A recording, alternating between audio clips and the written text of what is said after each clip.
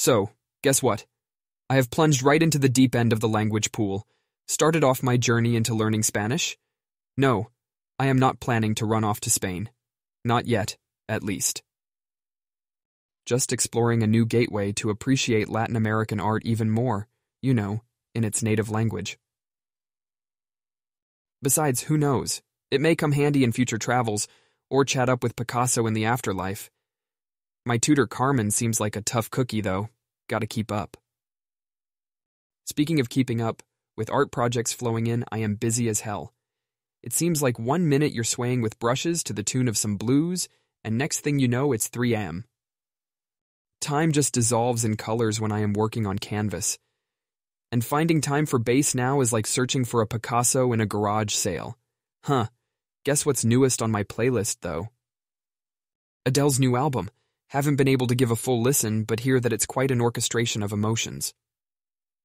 Nina was raving about it, going to be my companion for those late nights at the easel. Gotta keep the spirits high, right? Oh, and Nina, she is asking for some artists' recommendations on Latin American art. I told her I'd do some digging and send her a list. How about we check out some together sometime? A little immersion into the colorful history of art over some good wine, maybe. Or should we stick to the routine coffee maker? Speaking of coffee, with the crazy schedule I am keeping up these days, I may just have to replace my easel with a coffee maker.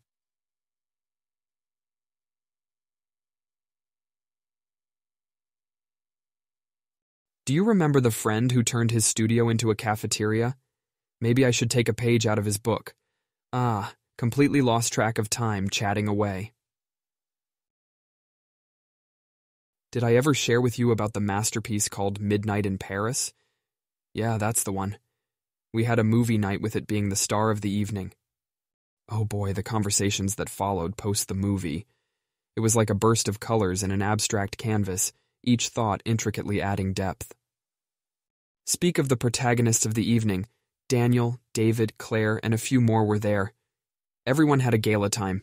There we were, a bunch of artists engrossed in cinematic art. The bubbles of chatter, the clinking of glasses, laughter echoing through the air. It was a blast. You know what's funny? Art-themed fast food establishments. We got into the conversation in the group chat today, and it was hilarious. Nina started this crazy trail associating my artwork with food, and we ended up creating imaginary art-themed eateries.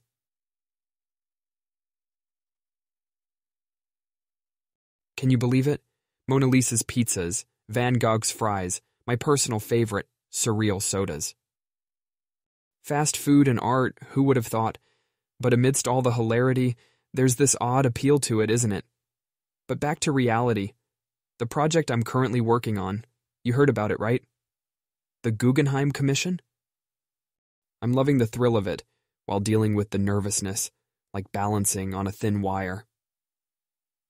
And Nick, bless her, she's been the best support, cheering me on all the way, always has her odd ways to pep talk. But I suppose that's what's needed to push boundaries and walk the less traveled road, yeah? Speaking of which, pushed myself out to do some introspection today.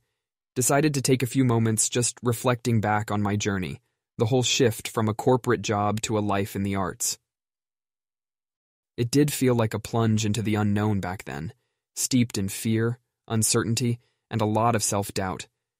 But looking back now, with my work getting recognized, it all seems worthwhile. Don't get me wrong, it's not like it is all rosy and sunny now.